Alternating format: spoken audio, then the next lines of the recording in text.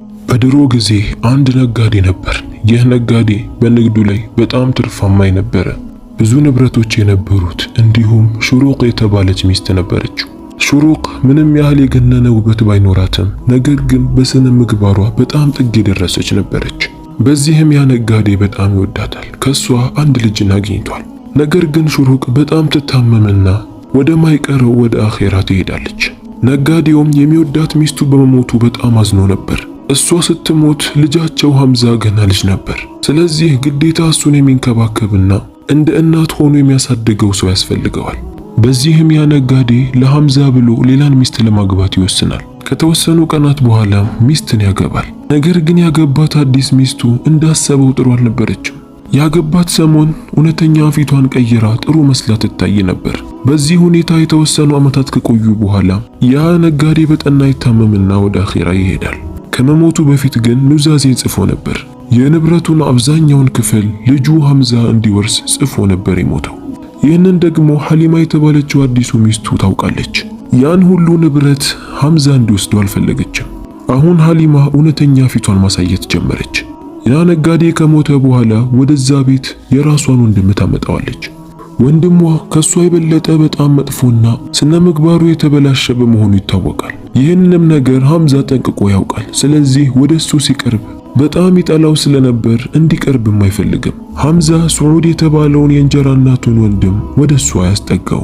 በዚህም ሱዑድ በጣም እየተናደደ ይመጣል። ሐምዛንም ሊበቀለው ይፈልጋል። ከእህቱ ሐሊማ ጋርም ተስማምቶ ሴራን ለማሴር ይወስናል። አንድ ቀንም ሐምዛ በሌለበት ወደሱ ክፍል ተደብቆ ይገባል። ሐሊማ የምትለብሰው የሆነ ወርቅ ነበር። ያንን ወርቅ በሐምዛ አልጋ ስር ይደብቀዋል። ሐምዛ ከትምህርት ቤት ሲመለስ ምንም አላወቀም ነበር። ምንም እንዳልተፈጠረ ነገር ወደ ክፍሉ ገብቶ ይቀመጣል። በዚህ ሰዓትም ሐሊማ ወደ ውጪ ወጥታ ሰዎች እንዲሰሟት ወርቄ ጠፋብኝ፣ እቤት አስቀምጬው ማን የወሰደው እያለች መጮህ ጀመረች። የመንደሩ ሰዎች ሁሉ አምነዋት ወደ ቤት ገብተው የነበረው ሐምዛ ስለነበር እሱን ሊጠይቁት ወሰኑ። ሐምዛ ጋርም ገብተው የደበቀውን ወርቅ አውጣ እያሉ ያስጨንቁት ጀመር። ሐምዛ ሰዎቹ የሚሉት ነገር ጭራሽ አልገባውም። ምንድነው የምታወሩት? ስለምን ወርቅ ነው የምታወሩት? እያለ ይጠይቃቸዋል። አንዳንድ ሰዎች ሐምዛ እየዋሸን ነው፣ ክፍሉን መበርበር አለብን ብለው ሲበረብሩ አንዱ ከአልጋ ስር ያንን ወርቅ ያወጣዋል። ሐሊማ የምትፈልገው ወርቅ ራሱ ነበር። የመንደሩ ሰዎች ሁሉ ሐምዛ ነው የሰረቀው ብለው አመኑ። ወዲያውኑ ወታደሮች ይጠሩና ሐምዛን ይዘውት ይሄዳሉ። ዳኛውም ሐምዛ ተመርምሮ ቅጣት እስኪሰጠው ድረስ በእስር ቤት እንዲቆይ ያደረገ። ዳኛው የሐምዛን አባት ጠንቅቆ ያውቀው ነበር። ስለ ጻፈው ኑዛዜ በደንብ ያውቃል። ወታደሮችን አስፈቅዶ ሐምዛን ማዋራት እንደሚፈልግ ከነገራቸው በኋላ ሐምዛ ወደ ታሰረበት ክፍል መጥቶ አንተ ይህንን እንደማታደርግ አውቃለሁ፣ በግፍ እንዳሰሩህም አውቃለሁ። አባትህ ከመሞቱ በፊት አብዛኛውን ንብረት አንተ እንድትወርሰው ተናዞ ነበር። ይህንን እኔ ያደርግልሃለሁ፣ ነገር ግን በአንድ ነገር እንስማማ። ይህንን የማደርግልህ ከምትወስደው ንብረት 1/4ኛውን ለኔ በምትሰጠኝ መስፈርት ነው ይለዋል። ሐምዛም ከዳኛው ይህንን ሲሰማ በጣም ተናደደ። ከተቀመጠበትም ተነስቶ እንዴት እንደዚህ ያደርጋለሁ? ይህንንማ መቼም አላደርግም። አንተ ዳኛ እስከሆንክ ድረስ በእውነት መፍረድን ያለብህ። ጉቦን ፈልገህ ከሆነ ይህንን መቼም አላደርገውም ይለዋል። ዳኛውም ይህንን ሲሰማ በሐምዛ መልስ በጣም ተናደደ። ጭራሽ አንተን ልረዳህ ባሰብኩት አንተ እኔ ላይ ትጮሃለህን?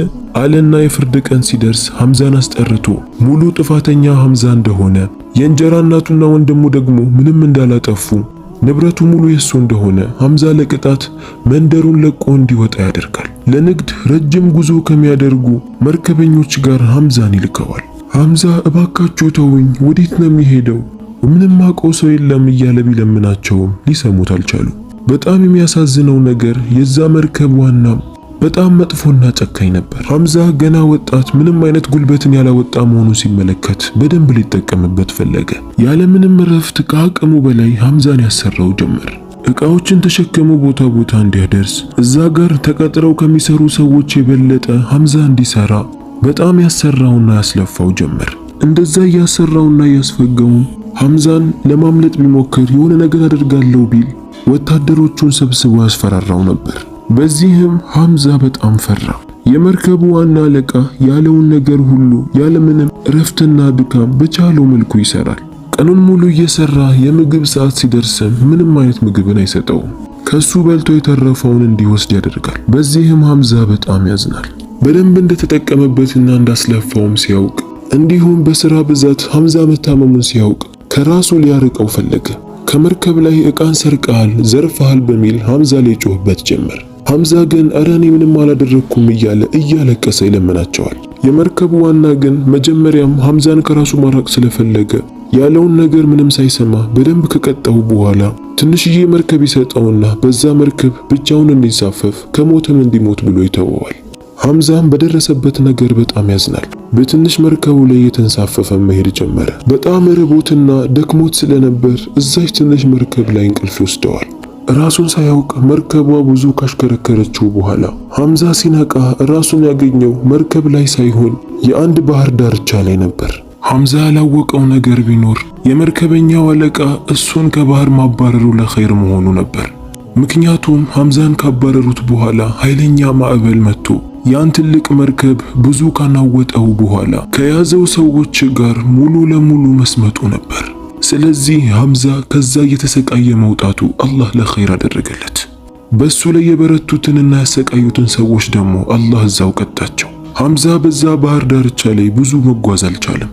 በጣም ርቦትና ደክሞት ስለነበር እዛው ዝርር አለ። አንድ አሳ አጥማጅም ሐምዛ መሬት ላይ ወድቆ ሲመለከተው አንስቶ ወደ ቤቱ ይወስደዋል። አሳ አጥማጁ ሚስት ነበረችው። ሚስቱ ሐምዛን ስታየው በጣም ታዝንለትና ብዙ እንክብካቤ ታደርግለት ጀመር። ሐምዛም ከህመሙ እያገገመ ይመጣል። አንድ ቀንም አሳ አጥማጁ ሚስቱ ከሐምዛ እስክትርቅ ጠብቆ ልጅ ስለነበረ ሊጠቀምበት ፈልጎ ከዚህ በኋላ አንተ ወዴትም መሄድ አትችልም፣ የኔ ባሪያ ነህ፣ ያለምንም ደሞዝና ያዘዝኩህን ነገር በአግባቡ መስራት አለብህ፣ አሊያ ግን በረሃብና ህመም መሞትህ ነው። እዚህ መኖር የምትፈልግ ከሆነ እኔ የምልህን ነገር እየሰራህ የኔ ሙሉ ለሙሉ ባሪያ መሆን አለብህ ይለዋል። ሐምዛ ምንም ያህል አቅም የሌለው ቢሆንም በንግግሩ ግን አልተስማማም። እኔን ከረሃብና ከህመም ያዳነኝ አላህ ነው፣ አንተን ሰበብ አደረገህ እንጂ አንተ ባትመጣና ባታነሳኝ ሌላ ሰው ያነሳኝ ነበር። ላደረክልኝ ጥሩ ነገር አላህ ኸይር ጀዛህን ይክፈልህ። በጣም ብዙ ጥሩ ነገርን አድርገህልኛል፣ ይሄን አልክድም። ነገር ግን ይሄን ስላደረግኩልህ ብለህ እኔን እንደፈለክ ልትጠቀምብኝና ባሪያ ልታደርገኝ አትችልም አለው።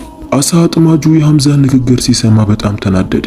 ጭራሽ ከወደክበት ልትሞት ከደረስክበት አንስቼ እቤት ያስገብቼ በተንከባከብኩህ እንዴት እናገረኛለህ? ጠብቅ፣ ምን እንደማደርግህ ታያለህ። በተጣልክበት ባህር ላይ ነው አንስቼ የምጥልህ። ያኔ ምን አለ በታዘዝኩት እሱ ጋር በኖርኩኝ ብለህ ትመኛለህ አለው። ከዛም አሳ አጥማጁ ሚስቱ ሳትመለስ ሐምዛን ደብቆ ያወጣውና ሐምዛን መጀመሪያ አግኝቶት በነበረው ትንሽዬ መርከብ ላይ በግድ እየጎተተ ወስዶ መርከቡ ላይ ያስቀምጠዋል። ሐምዛ እባክህ እያለ ይለምነው ጀመር።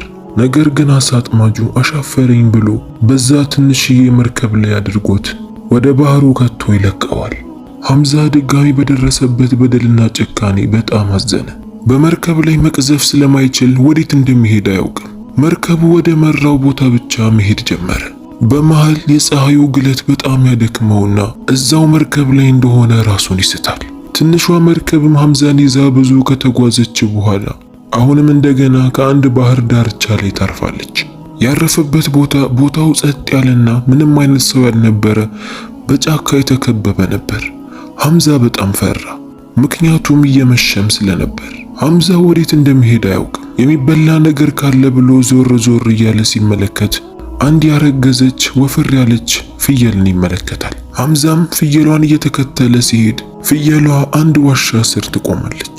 ሐምዛ ዋሻውን ሲመለከት እረፍት ለማድረግ ይሆነኛል ብሎ ማሰበ። ነገር ግን ወደ ፍየሏ ጋር ጠጋ ሲል ከዋሻው በኩል ድምፅን ይሰማ ጀመር። የሚያቃስትና እርዳታን የሚፈልግ አይነት ድምፅ ነበር።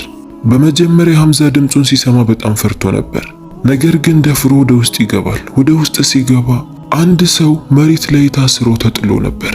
በጣም እንደተመታና እንደተንገላታ ሰውነቱና ልብሱ መቀዳደዱ ያስታውቃል። ሰውየው በጣም ከመራቡ የመጣ ለሞት እየተቃረበ ነበር። ሐምዛም ወዲያውኑ እላዩ ላይ የታሰረበትን ገመድ ይፈታለታል። ከባህርም ወጥቶ ባገኘው ነገር ውሃን አመጣለት። ሰውየውም ወዲያውኑ ውሃውን እንዳገኘው ቀጥታ ከአፉ ጋር ነበር ያገናኘው። እስኪ ጠግብ ድረስ ሐምዛ እየጨመረለት ይጠጣ ጀመር። ሐምዛ ያንን ሰውዬ ማንም በሌለበት እዚህ በማግኘቱ በጣም ተገርሞ ነበር። ለሰውየውም ታሪክህ ምንድነው? ለምን ወደዚህ መጣህ ብሎ ጠየቀው። ሰውየውም ስሜ ጃዕፈር ይባላል፣ የመጣሁት ሐዲር ከተባለው ግዛት ነው ይለዋል። ሐዲር የሚባለው ግዛት የሚገርመው ነገር ሐምዛ የሚኖርበት የነበረው ነው። ጃዕፈርም ቀጥሎ እኔ ትልቅ ነጋዴ ነኝ፣ ብዙ ንብረቶች አሉኝ። የምሰራው ደግሞ ከአጎቴ ልጅ ጋር ነው። እሱን የከዳኝ እዚህም ይጣለኝ። የሚገርመው ነገር በጣም የመቀርበው እንደ ወንድሜ የማየው እሱን ብቻ ነበር።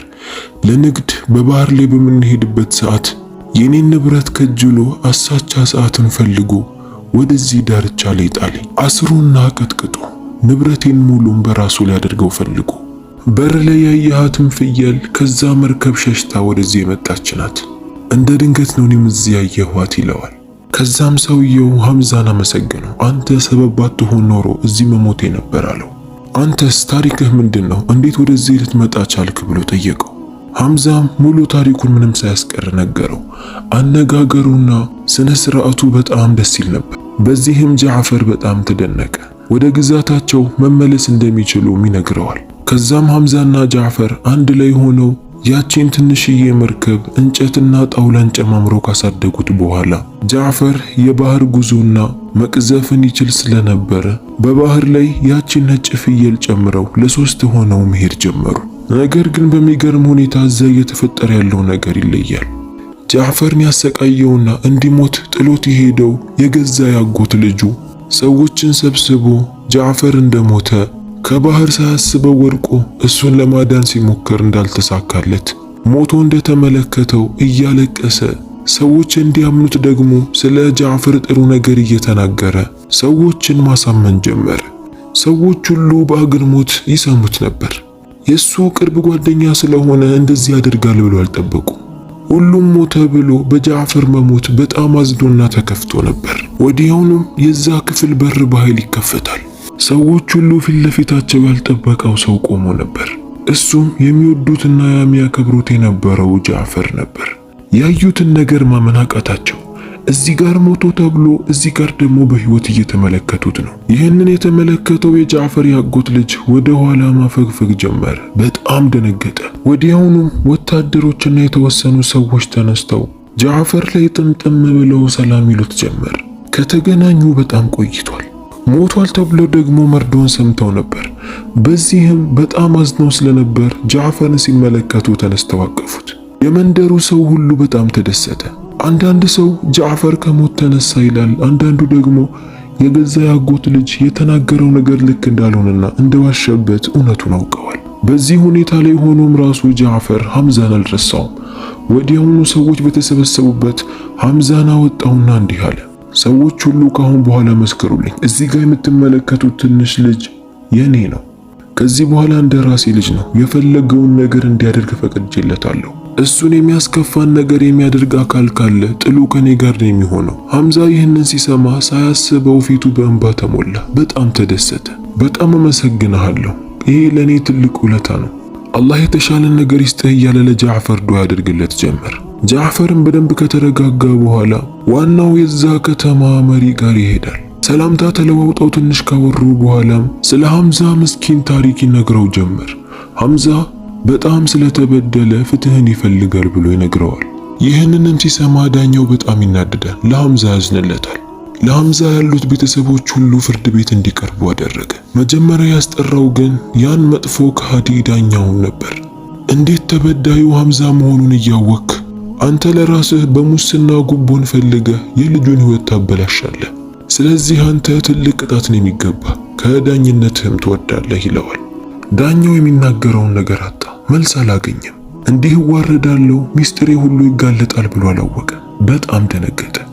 መሪውም ከዳኛው ቀጥሎ የሐምዛን የእንጀራ እናት ሐሊማን እንዲሁም የሐሊማ ወንድምን ሱዑድ ወደሱ ጋር እንዲቀርቡ ያዛል። ነገር ግን በዚህ ሰዓት በመሃል አንድ ሴት ወደ ፍርድ ቤት ትገባለች። የአሳ አጥማጁ ሚስት ነበረች። ሐምዛን በጣም ትወደዋለች። ሐምዛም እሷን ሲመለከታት ጥሩ እንክብካቤ አድርጋለት ስለነበር እየሮጠ ሄዶ ተጠመጠመባት።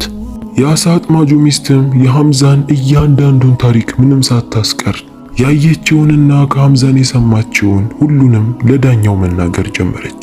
ተናግራ እንደጨረሰችም አሳ አጥማጁ ራሱ መጥቶ ዳኛው ፊት ተንበርክኮ ሐምዛን ይቅርታ ይጠይቀው ጀመር።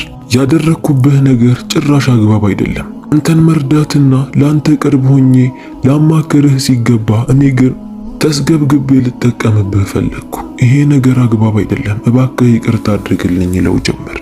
ሐምዛ ምንም ችግር የለውም ይቅርታ አድርጌልሃለሁ፣ በውስጤ የያዝኩት ነገር የለም፣ ዋና እናንተ ካለባችሁ ነገር መመለሳችሁ ነው ይለዋል። ከትንሹ ሐምዛ የበሰለን መልስ የሰማው መሪ በጣም ይደሰትበታል። ከዛም አንድ በአንድ ሐምዛን የጠረጠሩት፣ በመጥፎ ያስገመቱት፣ የሰዎችን ወሬ ሰምተው ሐምዛን በመጥፎ የገመቱት ሁሉ በየተራ እየመጡ ይቅርታ ይጠይቁት ጀመር። አሁን የቀሩት ሱዑድና የእንጀራ እናቱ ሐሊማ ነበረች። ነገር ግን የእንጀራ እናቱ ወንድም ሱዑድ ገና እንደተገኘ ነበር ሮጦ ሐምዛ ጋር ሄዶ እባክህ ይቅርታ አድርግልኝ፣ ያደረግኩት ነገር አግባብ አይደለም ብሎ ይቅርታ የጠየቀው። የገዛ ወንድሟ ይቅርታ እየጠየቀ የተመለከተችውም ሐሊማ በጣም ተናደደች። ወንድሟ ከዛ መሃል እስኪነሳ ጠብቃ ወደ እሷ ሲጠጋ ትጮህበት ጀመር። እንዴት እንደዚህ ታደርጋለህም አለችው። ሱዑድ ግን እህቴ ሆይ ያደረግነው ነገር አግባብ አይደለም፣ ይህንን ደግሞ አንቺም ታውቂያለሽ። ነገ ሞተን አላህ ዘንድ ከምንጠየቀው ሐምዛን ይቅርታ ብትጠይቂው ይሻላል አላት። ይህንን የሰማችውም የሐምዛ የእንጀራ እናት ሐሊማ ውስጧ ተነካ። ሐምዛ ዘንድ መሄዳ ጎንበስ ብላ ይቅርታ አድርግልኝ፣ ያደረግኩብህ ነገር አግባብ አይደለም፣ እባክህ በእኔ አትመቀኝ፣ ይቅርታ አድርግልኝ አለችው። ሐምዛም አረ ችግር የለውም እኔ ምንም አይነት ምቀኝነትን አልያዝኩም፣ ዋና እናንተ ሐቁን አውቃችሁ ወደ ሐቁ መመለሳችሁን እንጂ ከናንተ የምፈልገው ሌላ ምንም ነገር የለም ይላል። ሐሊማ ከሐምዛ የሰማችውን ነገር ማመን አቃታት። ይሄ ሁሉ ከዛ ትንሽ ልጅ ይወጣል ብላ አልጠበቀችም። ሳታስበው እንባዋ መውረድ ጀመረ። ሐምዛ ላይም በደንብ ተጠምጥማ እንደገና ይቅርታን መጠየቅ ጀመረች። መሪውም ለሐምዛ የፈለከውን ነገር ጠይቅ፣ አሁን ሳይበተኑ ሁሉም ባሉበት እንዲቀጡ የምትፈልግን ከሆነ ተናገር፣ በምን አይነት መልኩ እንደሚቀጡም ተናገር፣ እኛ እሱን አጣርተን የሚገባቸውን ቅጣት እንሰጣቸዋለን፣ ይህንን እድል ተጠቀምበት አለው። ሐምዛ ግን የመለሰው መልስ ሁሉንም ነበር ያስገረመው። እኔ ለነሱ ይቅርታ አድርጌላቸዋለሁ፣ ከነሱ የምፈልገው ነገር የለም። እኔ ደግሞ አሁን ያለሁት በጥሩ ሁኔታ ላይ ነው። ጃዕፈር አላህ ይስጠውና እንደራሱ ልጅ አድርጎ እያየኝ ነው። ስለዚህ ለትንሽ የገንዘብ ጥቅም ብዬ ቤተሰቦቼን መበተን አልፈልግም ይላል።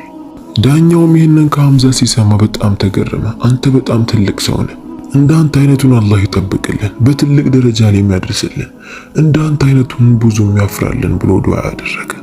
የዛሬው ድንቅ ታሪካችን ይህንን ይመስላል። ከታሪኩ የተማራችሁትን ነገር ኮሜንት ስር አስቀምጡልኝ።